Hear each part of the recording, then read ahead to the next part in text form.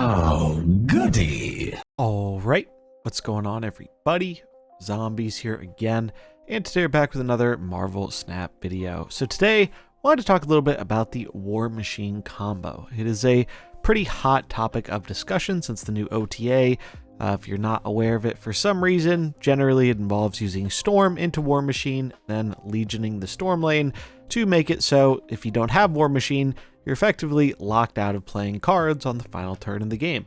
And well, it's been no secret that throughout Snap's history, Lockdown has always been a bit of a controversial archetype. A lot of people don't like getting locked out of playing for one lane, let alone all of them. Even seen some people comparing it to the old Absorbing Man, Spider-Man combo, which is interesting to say the least. So I wanted to talk a little bit about this. Is this actually an overpowered strategy? Why is it seeing so much play right now? Do we think that will hold up? And a little bit about the philosophy behind Marvel Snap that they've been pretty consistent with over time.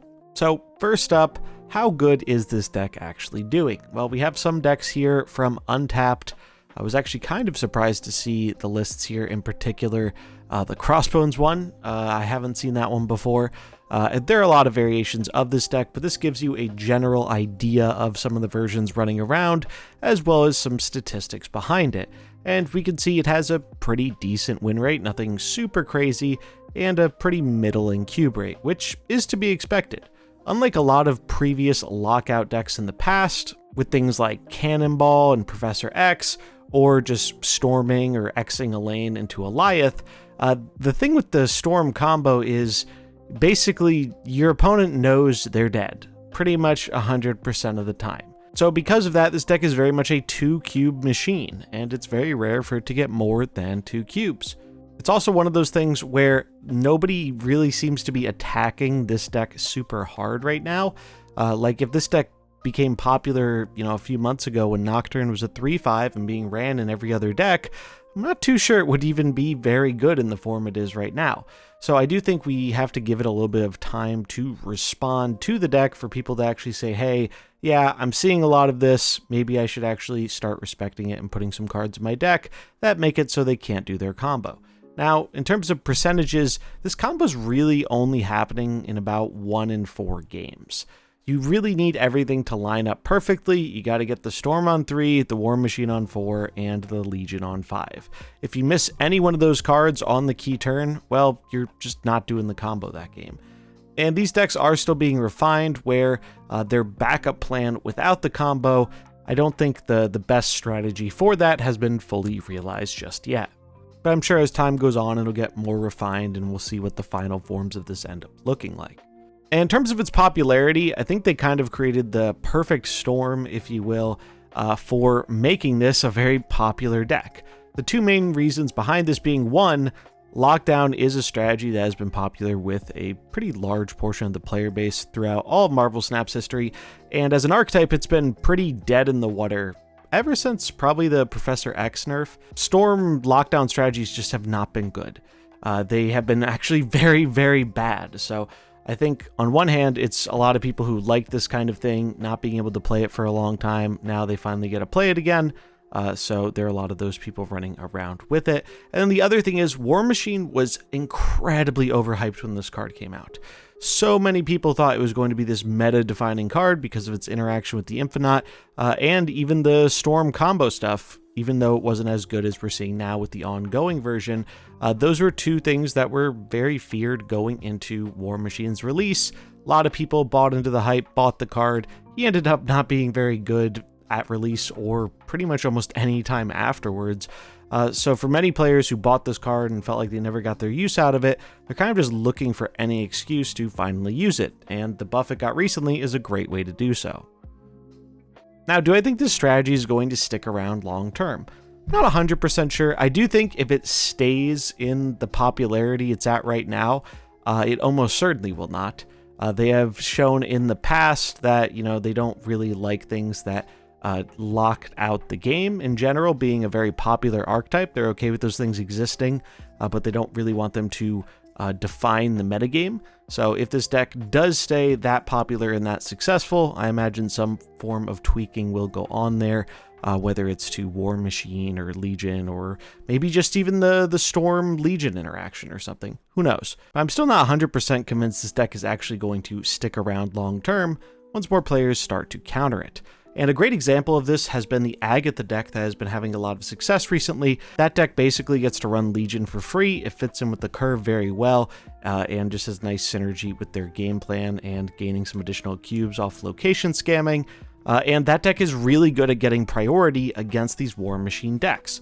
So all you need to do, you get your priority with your Agatha deck, you slam Legion, not in the Storm lane on turn 5, and all of a sudden their lockout plan doesn't work anymore. And I think we'll see other things start to combat that too. Maybe Nocturne starts to move her way back into the metagame.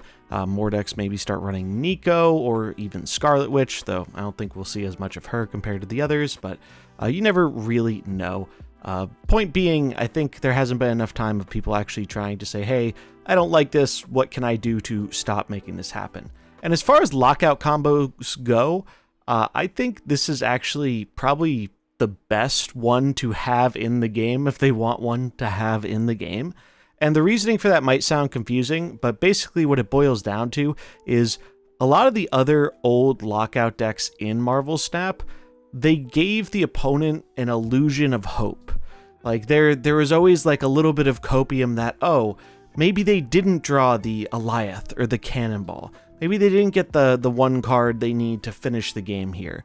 And then you stay, and then you lose, and then you get more upset about it. The thing with the Storm combo is, you know when you're dead. You are not staying in for that extra double unless you are sure you have some way to, win through the combo. And I think that is probably the optimal thing for lockout decks like this to have to keep the cube rate a bit more in check. Now, I know that doesn't ease everyone's frustrations, but I do think between the two, I would certainly rather have this than some of the other ones we've had in the past. The other thing that's interesting about all this, I've seen a lot of discussion where people are like, well, they've been very harsh on lockdown stuff in the past. Why do they keep bringing it back? And this is something I think Snap has been fairly transparent about, but I'm not sure a lot of people fully understand. So I wanted to bring it up in this video. Basically, Snap's philosophy behind their balance and game design has been pretty transparent.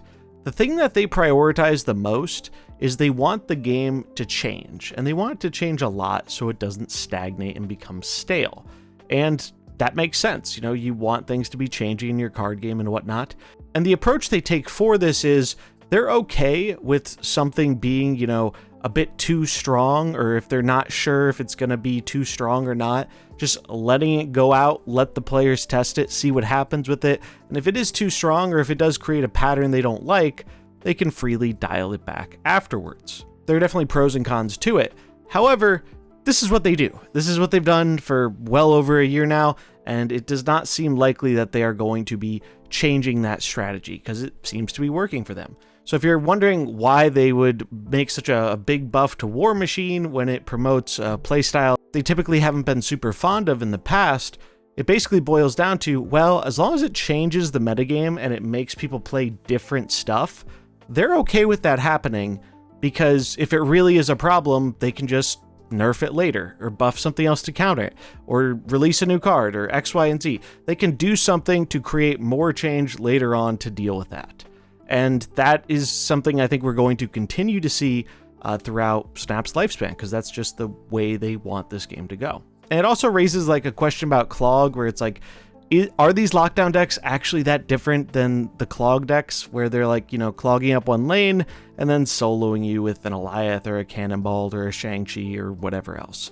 And to me, I really don't think they are that different. And if anything, the Clog decks often take people for more cubes because, again, people like to see the game finish out, and they're willing to do those cope stays in games where they know they're not very likely to win, which results in more negative feelings when they lose for even more cubes.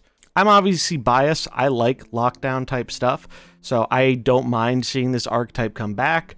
And even though I've been trying stuff out with it, I've also tried a bunch of stuff out against it, and I really don't feel like this is some tyrannical, unbeatable meta deck. It definitely is very popular, but I'm not sure that popularity is going to persist long term, because it's not consistently doing the thing that people really hate with the lockdown enough of the time for it to just lean super heavily on that strength. It needs a kind of a very good backup plan for things to work out. And it's still very up in the air whether that backup plan is good enough or what the best way to run that is. But yeah, I thought this was a neat topic of discussion. I know this is a very hot topic in the community. I don't blame anyone who doesn't like that particular playstyle. Everyone has a playstyle they dislike. That's the nature of card games. It is what it is. But if you really dislike this one in particular, I would definitely consider trying out some of the tech options against it, because I found them to be very effective. And if it does stay in this high of a popularity like we're seeing right now, I wouldn't be too concerned long term, because that's something I think they just don't want for the game, regardless of whether people like it or not. But yeah, that's going to wrap it up for this video. I hope you enjoyed it. If you did, remember to like and subscribe, and I'll catch you in the next one. Peace.